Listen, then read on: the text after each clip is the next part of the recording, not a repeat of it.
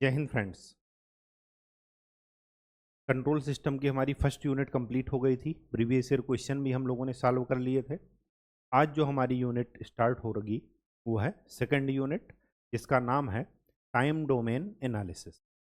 बिना समय की बर्बादी करते हुए दो चीज़ें कहनी थी। एक तो लिख करके चीज़ों का रिवीजन कीजिए, दूसरा बार बार लाप्लास ट्रांसफार्म और इनवर्स लाप्लास ट्रांसफार्म इस पर कमांड कर लीजिए, क्योंकि पूरा कंट्रोल सिस्टम इसी पर बेस्ड है।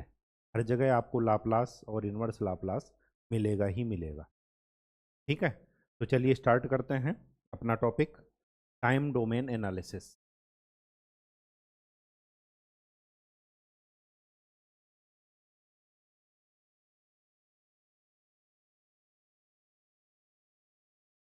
Time domain analysis.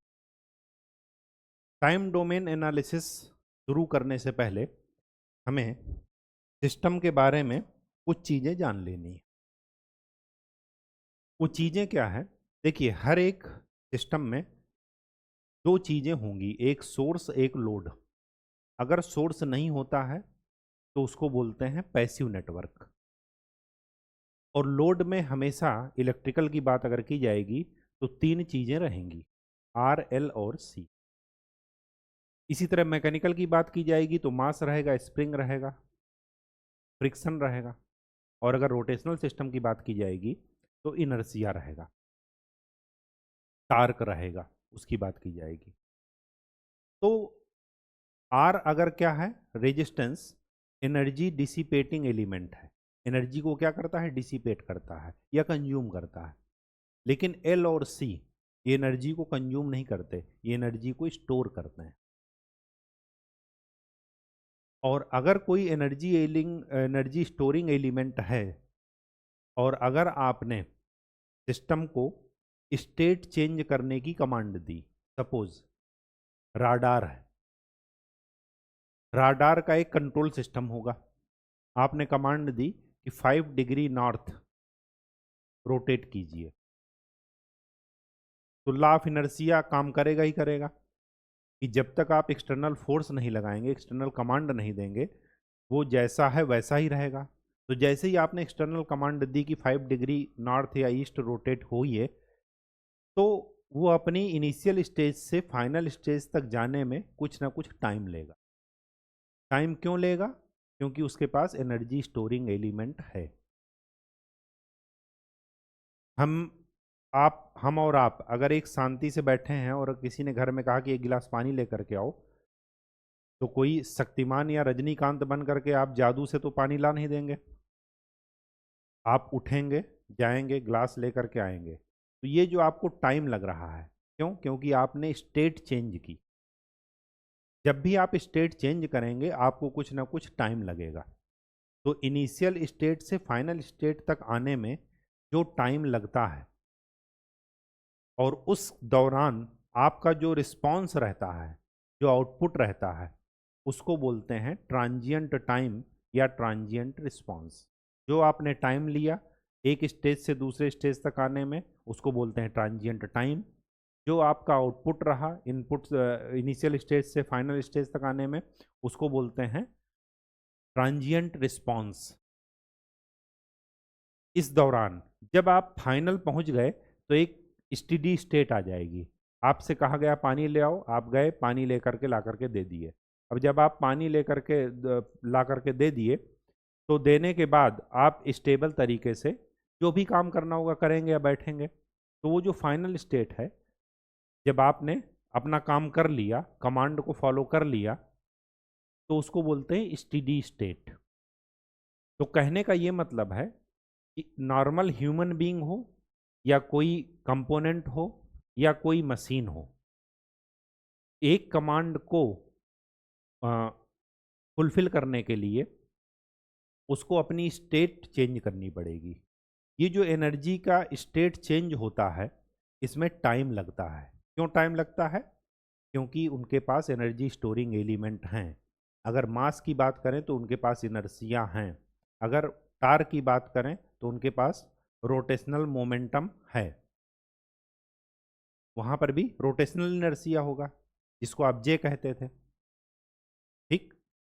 कहने का ये मतलब है कि जब एक सिस्टम एक स्टेट से दूसरे स्टेट में आता है तो एक स्टेट से दूसरे स्टेट तक आने में जो उसको टाइम लगता है उसको बोलते हैं ट्रांजिएंट टाइम, और जो उसका आउटपुट होता है उसको बोलते हैं ट्रांजिएंट रिस्पॉन्स। तो ट्रांजिएंट क्यों होता है? क्योंकि एनर्जी स्टोरिंग एलिमेंट हर जगह मौजूद है। जो फाइनल आउटपुट आएगा उसको बोलते हैं स्टेडी स्टेट आउटपुट। ठीक है, तो टाइम डोमेन एनालिसिस में हमें दो ही चीज़ों की स्टडी करनी होती, एक ट्रांजिएंट और दूसरा स्टेडी स्टेट। तो each and every system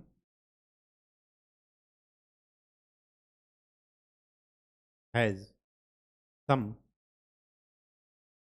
energy storing element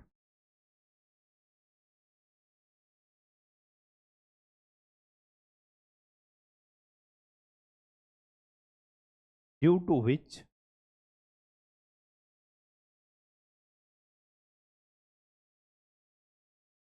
they require some time, some time मतलब finite time, some finite time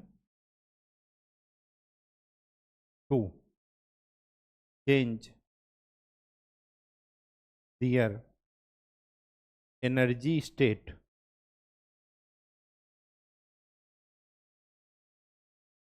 from one position to another position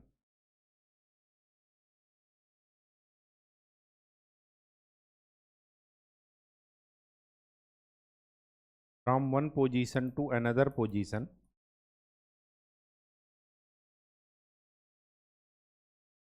after input command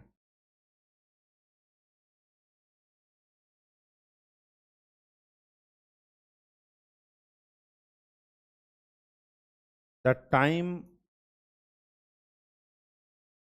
required to change the state is known as transient time.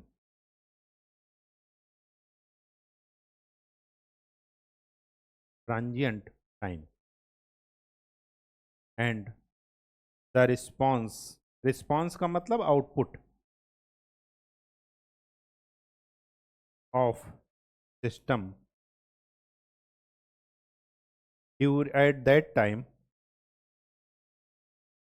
is known as transient response.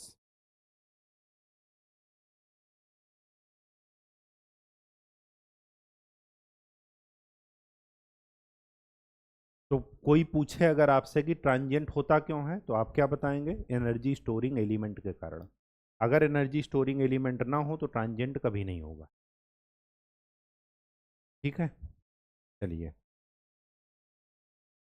होता क्या है, हमारे पास कुछ standard signals हैं जिनको हम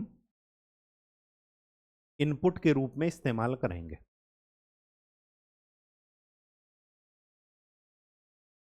इस signal को करने से पहले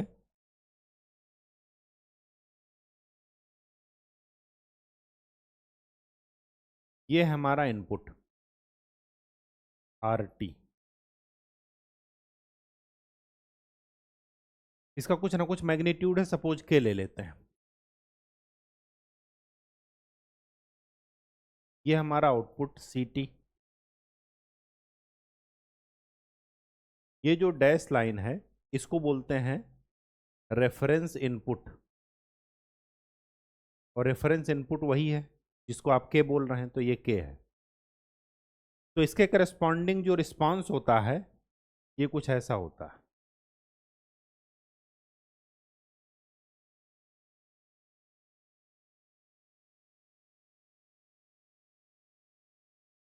मतलब जब आपका फाइनल चीज़ें स्टेडी स्टेट में आएंगी, मतलब स्टेबल हो जाएंगी, तो यहाँ से लेकर के इनिशियल टाइम से लेकर के जब तक चीज़ें स्टेबल नहीं होती हैं इसी टाइम को बोल रहे हैं ट्रांजिएंट टाइम।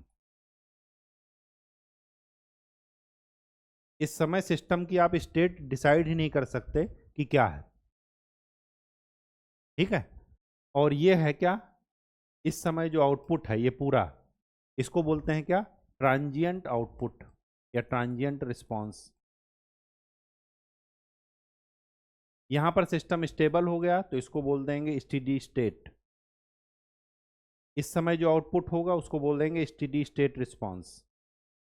और स्टेडी स्टेट में रेफरेंस इनपुट और आउटपुट के बीच में जो गैप दिखाई दे रहा है इसको बोलते हैं स्टेडी स्टेट एरर।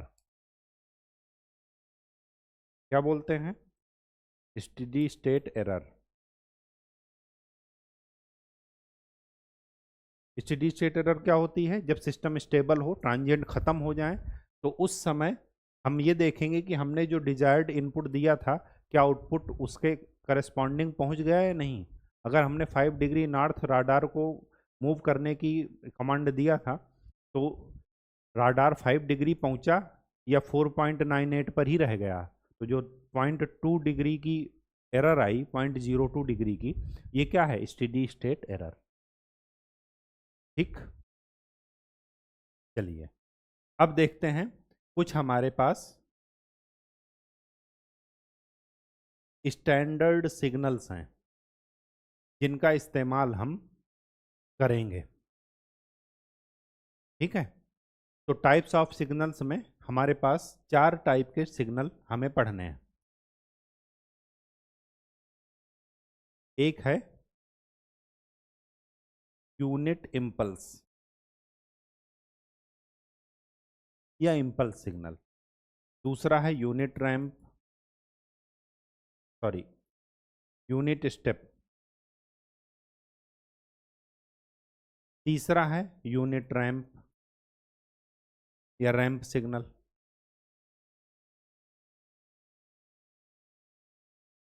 और चौथा है पैराबोलिक। ठीक, लाप्लास ट्रांसफॉर्म अगर आप पढ़े होंगे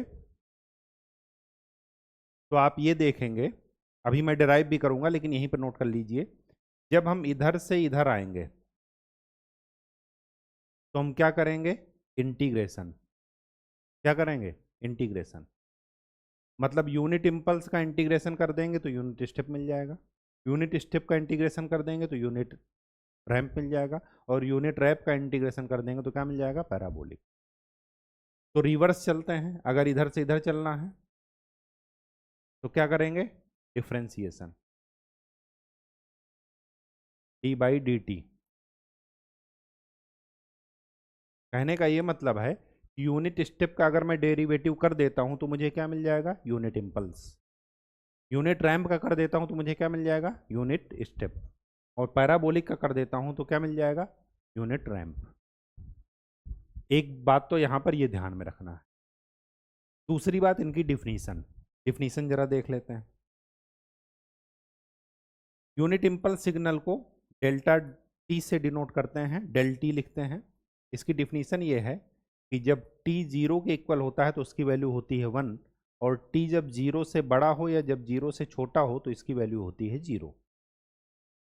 इम्पल्स का मतलब ही यही है, जैसे हार्ट की पल्स आप उसमें देखते होंगे, क्या कहते हैं उसे, ईसीजी जब कराते हैं तो एक पल्सेटिंग आपको वेव फॉर्म नजर आएगा।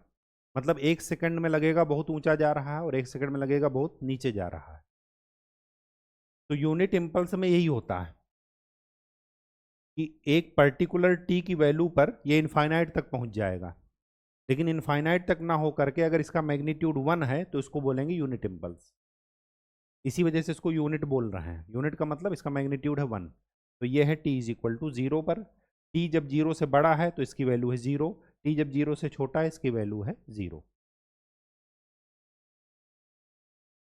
ठीक, कहानी समझ में आ गई। यूनिट स्टेप में क्या है, यूनिट स्टेप को यूटी से डिनोट करते हैं। ठीक है, स्मॉल यूटी है ये। इसकी डिफिनीशन क्या है कि टी जब 0 से बड़ा है या 0 के बराबर है तो इसकी वैल्यू है 1, और जब 0 से छोटा है तो इसकी वैल्यू है 0।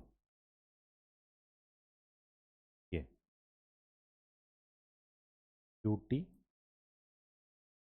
1, ठीक। यूनिट रैंप में क्या है?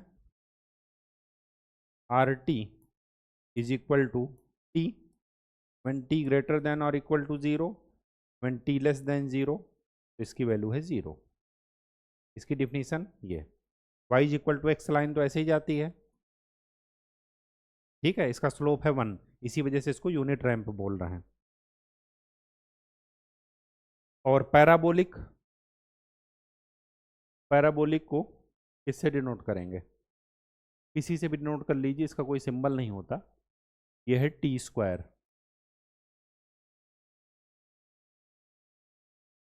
मतलब इसका कर्व कुछ ऐसा जाएगा।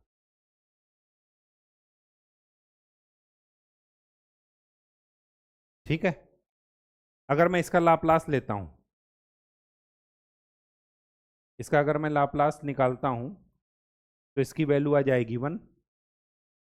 अगर मैं इसका लाप्लास निकालता हूं तो इसकी वैल्यू हो जाएगी 1 का लाप्लास 1/s। इसका लाप्लास निकालता हूं तो 1/s स्क्वायर, और इसका लाप्लास निकालता हूं तो आ जाएगा 2/s³। ये 2 को ही करने के लिए यहाँ पर आपको कभी कभार बुक में t²/2 भी मिलेगा, तो t²/2 से ये 2 कैंसिल हो जाएगा, खाली 1/s³ आ जाएगा। ठीक, तो कभी कभार ऐसा भी लिखा मिलेगा आपको, या हो सकता है यहाँ पर t² या k/s³ भी लिखा मिल सकता है, ठीक है। या kt² भी लिखा मिल सकता है, तब k/s³ मिल जाएगा। कुछ भी लिखा मिल सकता है, बस आपको बेसिक डिफिनीशन ये पता होनी चाहिए। क्यों पढ़े हैं? इनको बोलते हैं टेस्ट सिग्नल्स। क्या बोलते हैं? Test signals. ये आपको बिल्कुल जबान पर उसी तरह रटा होना चाहिए जैसे पापा का नाम, कोई कन्फ्यूजन नहीं, कोई इफ एंड बट नहीं, कोई यस या यो नहीं, यस या नो नहीं, ओनली यस, ठीक है। कोई भी कन्फ्यूजन मत रखिएगा। ये टेस्ट सिग्नल्स हैं, बिल्कुल जबान पर रटे होने चाहिए। अब हम देख रहे हैं जो हमारा टॉपिक है वह है time response of first order system. Time response of first order system. First order system का टाइम रिस्पॉन्स। देखिए, ऑर्डर ऑफ सिस्टम ये हम आपको बता चुके हैं। ऑर्डर का मतलब क्या होता है? Number of poles. First order का मतलब एक पोल है।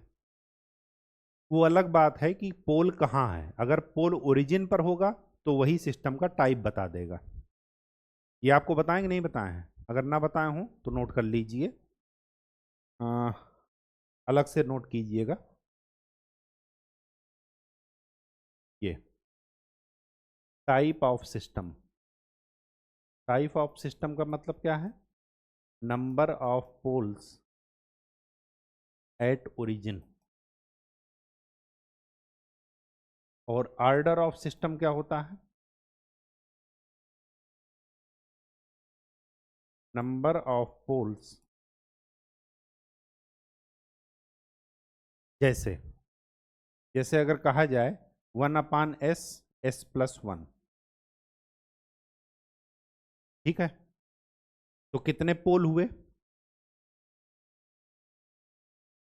पोल का मतलब क्या है? s की maximum power in denominator. Simple सी ये बात है। तो मैक्सिमम पावर s की कितनी आएगी? 2। तो ये है सेकेंड ऑर्डर सिस्टम। लेकिन अब आप पोल देखिए कि कितने पोल ओरिजिन पर आ रहे हैं, मतलब कितने s की वैल्यू 0 है, तो एक ही s 0 आएगा, तो इसको बोल देंगे सेकेंड ऑर्डर फर्स्ट टाइप या टाइप 1। अगर कहा जाए 1/s, इसका मतलब क्या है? टाइप भी 1 है और ऑर्डर भी 1 है। अगर कहा जाए 1/s² + 2s+4, तो इसका क्या हो जाएगा? टाइप 0 और ऑर्डर 2।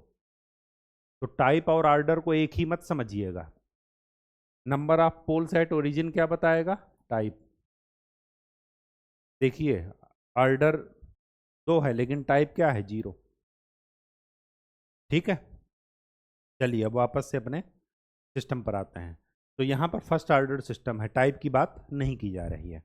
एक स्टैंडर्ड आपको टाइप, वो सॉरी फर्स्ट ऑर्डर सिस्टम, ये आपको ध्यान में रखना पड़ेगा कि एक normal standard first order system कुछ ऐसा होता है। कुछ ना दिया हो तो याद रखिएगा हमेशा क्या यूज करते हैं? Negative feedback. ये है सी टी, सी स्मॉल से है ये, ठीक है।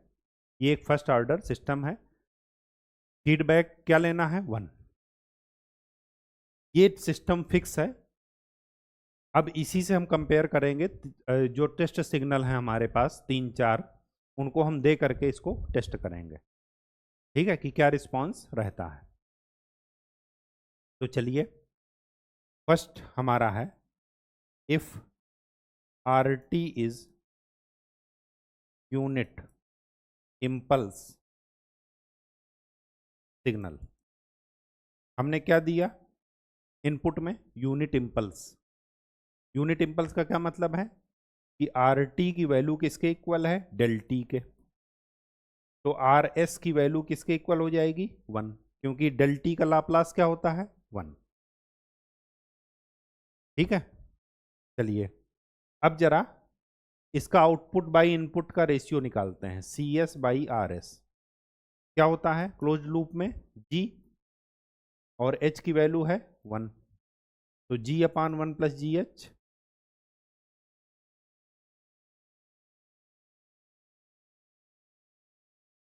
जी की value 1 upon S T,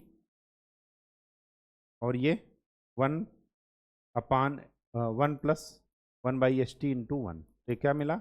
1 upon S T plus 1। चलिए आउटपुट निकालिए। तो C S is equal to 1 upon S T plus 1 into R S. R S की वैल्यू क्या है? 1। तो इसका लाप्लास इन्वर्स ले लीजिए, C T is equal to, Laplace inverse क्या होता है? 1 अपान एस प्लस ए का, याद कीजिए, ई की पावर माइनस ए टी। तो वैसे ही यहाँ पर टी कॉमन ले लीजिए, तो एस प्लस 1 बाई टी आ जाएगा। तो इसका लाप्लास क्या हो जाएगा? 1 बाई टी ई की power minus T by T. ये आपका आउटपुट आया किसके द्वारा? यूनिट इम्पल्स सिग्नल के द्वारा। कन्फर्म है? ठीक है। अब आपने एक थ्योरम पढ़ा होगा, क्या बोलते हैं उसको? Final value theorem.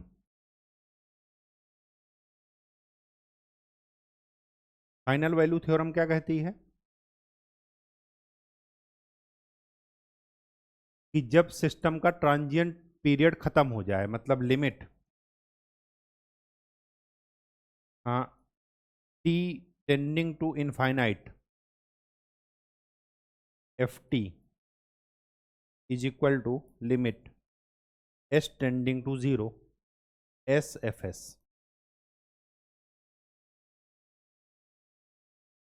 ये है टाइम डोमेन का, और ये है फ्रीक्वेंसी डोमेन या लाप्लास डोमेन या एस डोमेन। ठीक है, एस स्मॉल से ही है। अब आपको यहां पर ये ध्यान में रखना है जब टी इनफाइनाइट होगा तो एस 0 होगा। इसी को रिवर्स कर देंगे तो इनिशियल वैल्यू थ्योरम मिल जाएगी। उसको क्या बोलते हैं? Initial value theorem. उसमें क्या होता है? Limit T tending to 0 F T is equal to limit S tending to infinite S F S. तो हमें क्या करना है? फाइनल निकालना है। फाइनल क्यों निकालना है? क्योंकि हमें स्टेडी स्टेट ढूंढना है। तो स्टेडी स्टेट में टी की वैल्यू क्या रख दें? इनफाइनाइट। तो यहां पर ये जो आया, तो यहां पर लिखिए at steady state output is c T is equal to limit c t को क्या कर दें, t tending to infinite c t. C T की वैल्यू रखिए 1/t E raise to power minus T by t. Small t की value infinite रख दीजिए, तो क्या आ जाएगा 1/t E raise to power minus infinite, और e raise to power minus infinite क्या होता है 1। ठीक, तो ये क्या मिल गया 1/,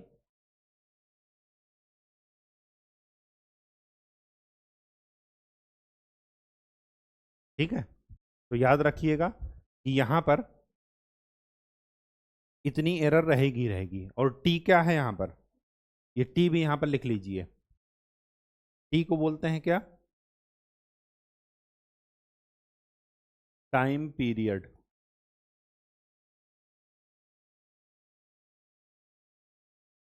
हिंदी में क्या बोलेंगे, आवर्तकाल। ठीक है, एक पूरा चक्कर करने में जो टाइम लगता है उसी को बोलते हैं टाइम पीरियड। ठीक, तो ये जरा रिजल्ट आप ध्यान में रखिएगा। स्टेडी स्टेट एरर यहां पर कितनी आएगी,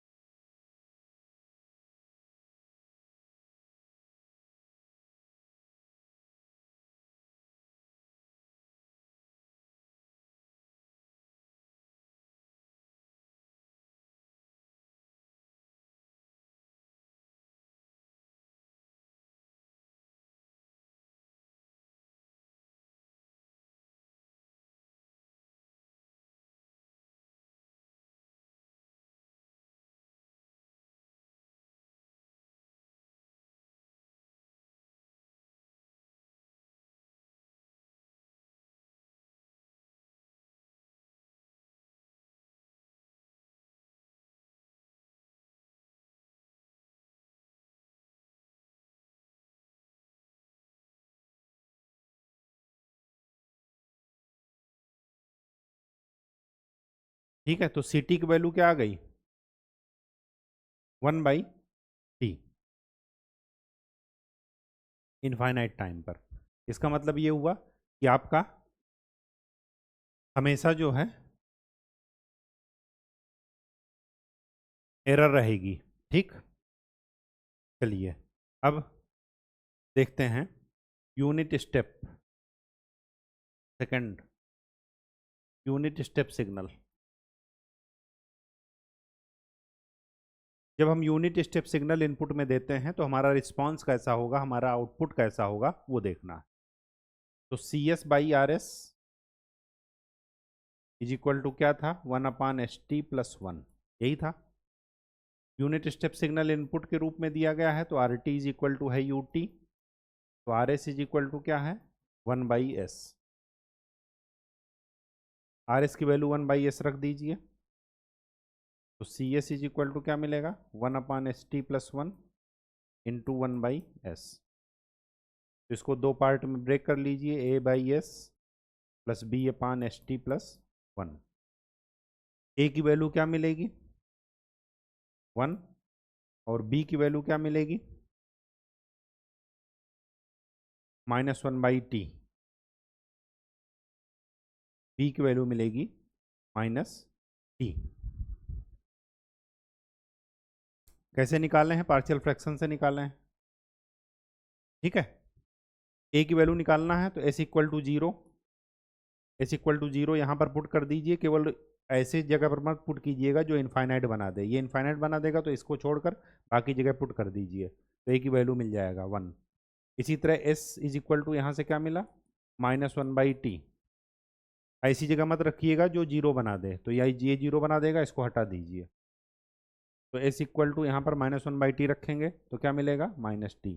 ए और बी मिल गए, तो C S is equal to क्या मिलेगा 1/S माइनस टी, टी यहाँ से कॉमन ले लीजिए, S+1/T, टी से टी कैंसिल। चलिए सी एस अगर ये आया तो सी टी क्या आएगा, लाप्लास इनवर्स ऑफ, ये सी स्मॉल से है, ठीक है, टाइम डोमेन वाला, तो 1/s, 1/s किसका लाप्लास है? 1 का।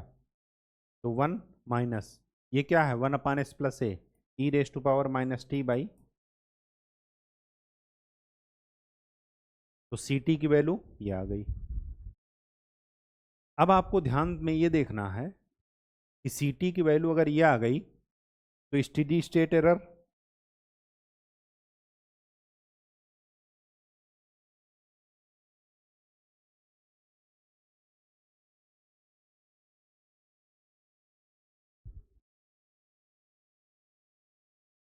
एरर क्या होगी?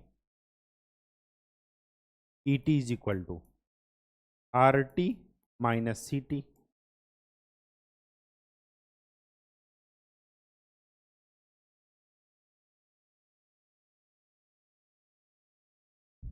आर टी की वैल्यू 1 माइनस सी टी की value 1 minus E raise to power minus T by t. तो क्या आया? E raise to power minus T by T. ये क्या है? एरर की वैल्यू, ई टी की वैल्यू। और अगर आप इसमें limit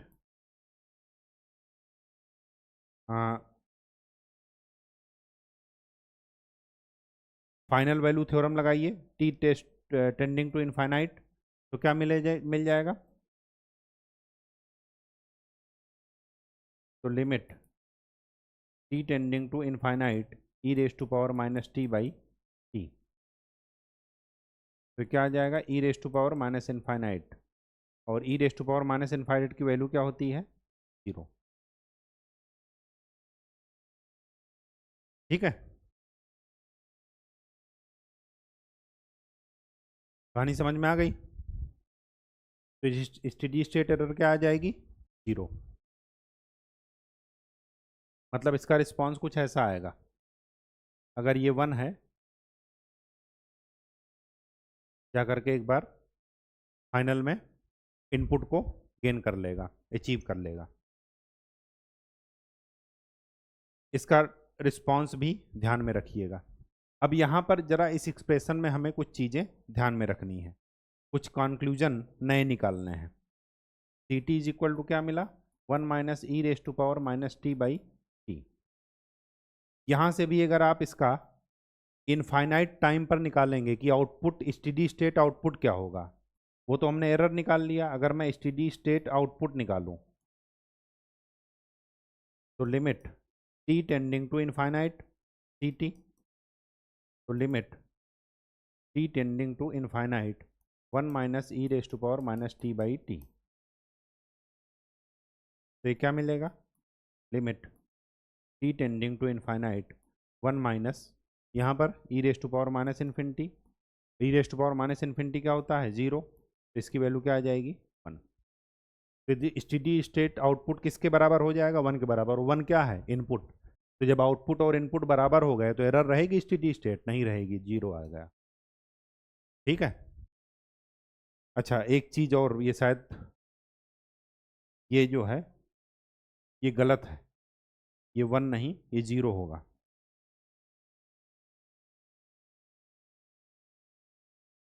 E raise to power minus infinite 0, तो सी टी की वैल्यू क्या आ जाएगी? 0। ठीक है।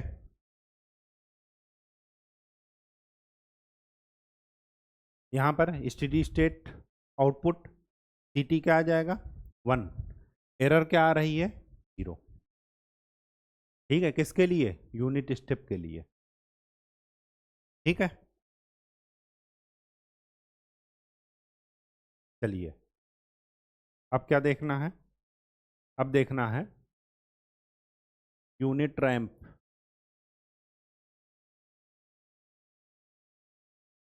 यूनिट रैंप का क्या मतलब है? कि जो आर टी है वो है one, sorry, R T is equal to T, तो आर एस क्या मिला? 1/s²। ठीक है, तो C S by R S क्या था? 1/st plus 1। आर एस की वैल्यू रखिए 1/s², तो C S is equal to क्या मिलेगा? 1/s² st plus A by S plus B by S square plus C by S T plus A B C निकालना है। S square S T plus one is equal to A S plus B plus C S square divided by sorry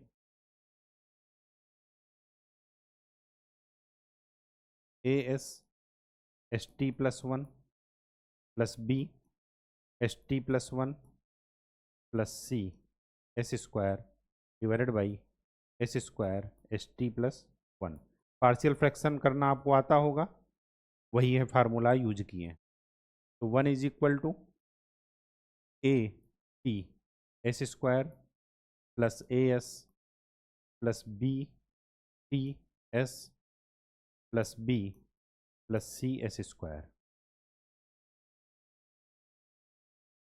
ठीक, तो यहाँ पर क्या मिला, a t plus C S square a plus b t s plus b is equal to one. तो constant term तो compare कीजिए, तो b इज इक्वल टू मिल गया one, b is equal to one मिल गया, तो a plus b t is equal to zero, तो a is equal to minus T.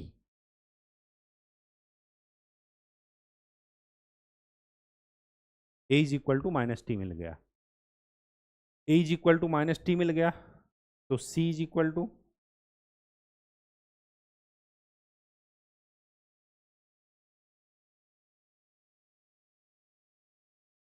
c is equal to t square. ठीक, कोई दिक्कत? चलिए ए बी सी पता चल गए, यहां पर जाकर के पुट कर दीजिए।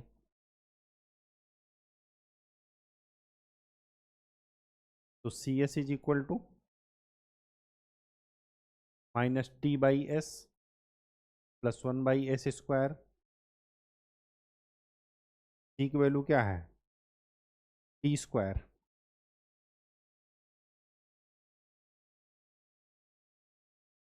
टी की वैल्यू है T square divided by T common ले लीजिए, एस प्लस वन बाई, क्यों कॉमन लिए, ताकि हमें लाप्लास इन्वर्स आगे निकालना है तो आसानी रहे चीज़।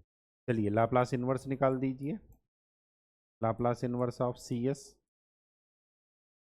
Minus t, one by s का Laplace one, one by S square का टी, ये टी से t cancel, plus t e raise to power minus T by, ये मिल गया क्या, c T.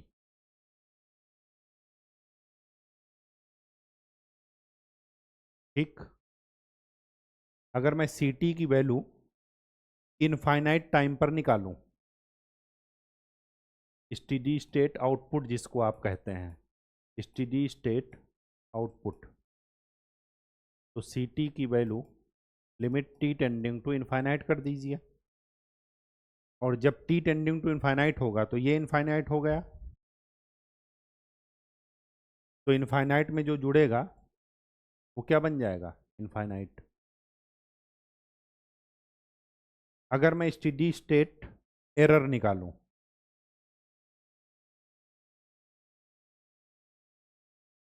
Steady state error,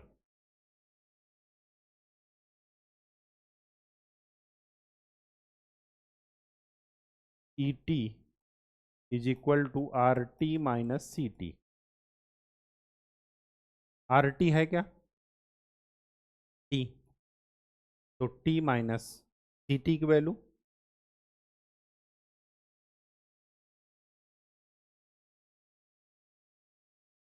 ये और ये कैंसिल, तो क्या बचा, error T one minus E raise to power minus T by T. ये किसका है एरर, ई टी की वैल्यू। ठीक है, अब आपको ये ध्यान में रखना है कि अगर मुझे स्टेडी स्टेट एरर निकालना है तो limit T tending to infinite करना पड़ेगा, तभी तो स्टेडी स्टेट एरर निकलेगा। तो टी टेंडिंग टू इनफाइनाइट कीजिए, तो T 1 minus E raise to power minus infinity, minus infinity हो गया 0, तो आपका एरर क्या आ जाएगा? तो याद रखिएगा, यूनिट रैंप में एरर फाइनाइट होती है, जो कि किसके बराबर होती है? टाइम पीरियड के बराबर। ठीक, चलिए अब एक तरफ लिखिए, फर्स्ट एक टेबल बनाइए, फर्स्ट ऑर्डर सिस्टम, इधर लिखिए इनपुट सिग्नल, इधर लिखिए रिस्पॉन्स,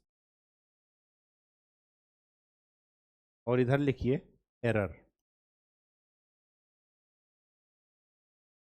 एरर मतलब steady state error. Input signal अगर इम्पल्स था डेल टी, तो ये क्या था? Response 1/t E raise to power minus t/t।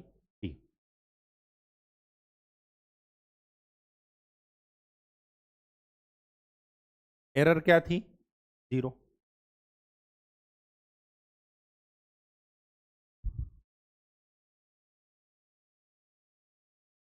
यही तो था ना एरर, भूल गए?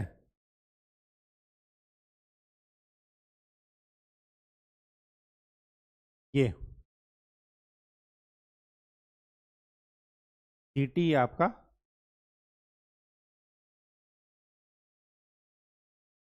0, तो एरर RT क्या थी? ET is equal to RT minus CT। RT क्या थी? 1, और CT क्या थी? 1/t E raise to power minus t/t। Steady state error है, तो limit t tending to infinite, infinite करेंगे तो आ जाएगा 1 minus 1/t E raise to power minus infinity. तो ये क्या हो जाएगी? एरर 1।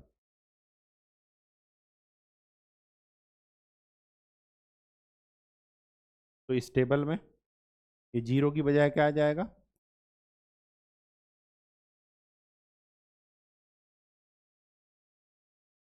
अगर इनपुट सिग्नल UT है,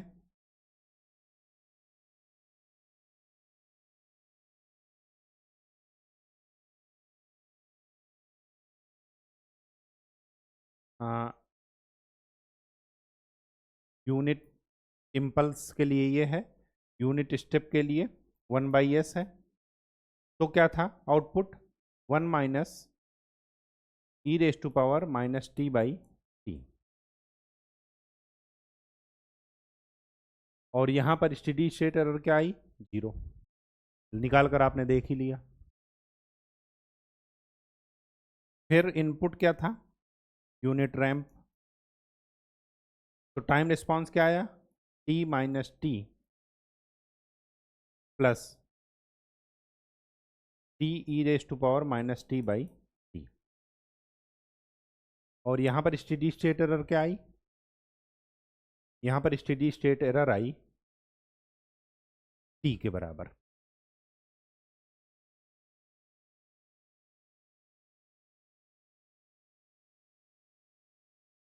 किसके बराबर आई? t के बराबर।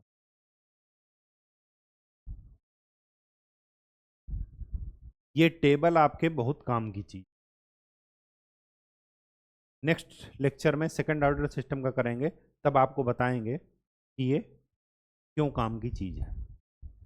यहाँ पर एक चीज मैं बताना भूल गया था, वो ये है, ये थोड़ा इंपॉर्टेंट है। क्यों इंपॉर्टेंट है, जरा इसके बारे में बात कर लेते हैं।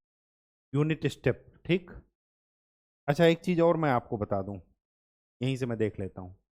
मैंने क्या बताया था कि इसका डेरिवेटिव करेंगे तो ये आएगा, इसका डेरिवेटिव करेंगे तो ये आएगा। तो सेम चीज रिस्पॉन्स में भी है। अगर आपको एक रिस्पॉन्स पता है, तो अगर मैं इसका डेरिवेटिव कर देता हूं टी के रिस्पेक्ट में, तो देखना ही आ जाएगा। और इसको भी मैं डिराइव कर देता हूं डेरिवेटिव कर देता हूँ तो ये आ जाएगा। तो चाहे हमें सिग्नल से जाए, इनपुट सिग्नल से या आउटपुट सिग्नल से, अगर हमें एक रिस्पॉन्स ये पता है तो इसी को डिफ्रेंशिएट कर देंगे तो हमें यूनिट स्टेप का रिस्पॉन्स पता चल जाए, और अगर इसको डिफ्रेंशिएट करके तो हमें यूनिट रैंप का रिस्पॉन्स पता चल जाए। ठीक है, लेकिन स्टेडी स्टेट एरर में ऐसा नहीं है, ये चीज़ें ज़रा ध्यान में रखिएगा। ठीक है, चलिए अब जो मैं बताना चाह रहा हूँ कि यूनिट स्टेप के लिए सी टी की वैल्यू क्या है, 1 minus E raise to power minus T by T. अगर टी की वैल्यू कैपिटल टी रख देता हूँ, मतलब टाइम, एक टाइम पीरियड की बात करता हूँ मैं, तो सी टी की वैल्यू क्या आ जाएगी, 1 minus E raise to power minus, इसकी वैल्यू जब आप निकालेंगे तो आ जाएगी 63.2%। कहने का ये मतलब है कि एक टाइम रिस्पॉन्स में आउटपुट अपने डिजायर्ड आउटपुट का कितने परसेंट अचीव करता है, 63.2%। ठीक है, इसी तरह अगर आप टू टाइम पीरियड की बात करेंगे, t इज इक्वल टू 2 कर देंगे तो क्या मिलेगा,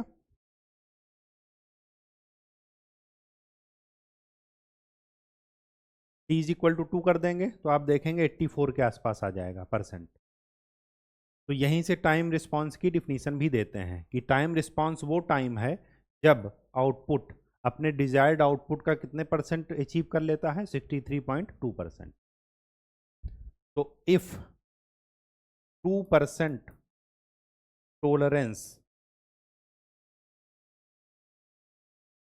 इज एक्सेप्टेड, 2% टोलरेंस का मतलब ये हुआ कि जब आउटपुट अपने डिजायर्ड आउटपुट का जितना उसको प्राप्त करना चाहिए उसका 98% अचीव कर लेता है, मतलब 2% का टॉलरेंस एक्सेप्टेड है, तो फिर हमारा कितना टाइम लगता है, टाइम पीरियड का 4 गुना।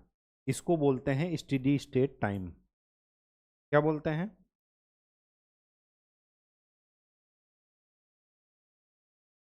मतलब इतने टाइम के बाद सिस्टम अपनी स्टेडी स्टेट गेन कर लेगा।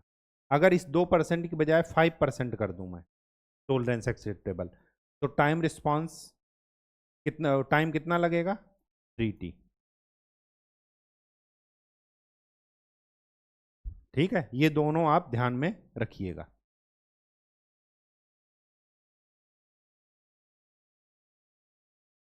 दोनों बातें।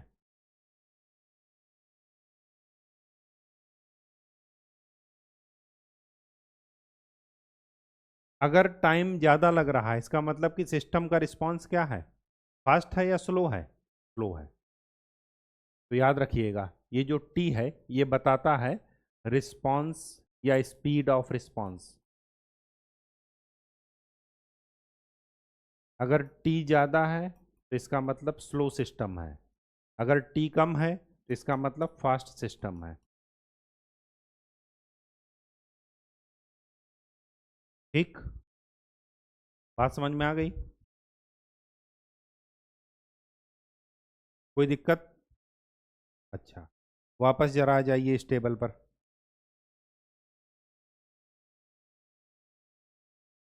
जरा कंपेयर करना सीखिए। अगर हमारे पास यूनिट इम्पल्स सिग्नल है और फर्स्ट ऑर्डर सिस्टम है तो इसमें एरर देखिए जरा, एरर वही है जो सिग्नल है, मतलब इसमें 100% एरर है।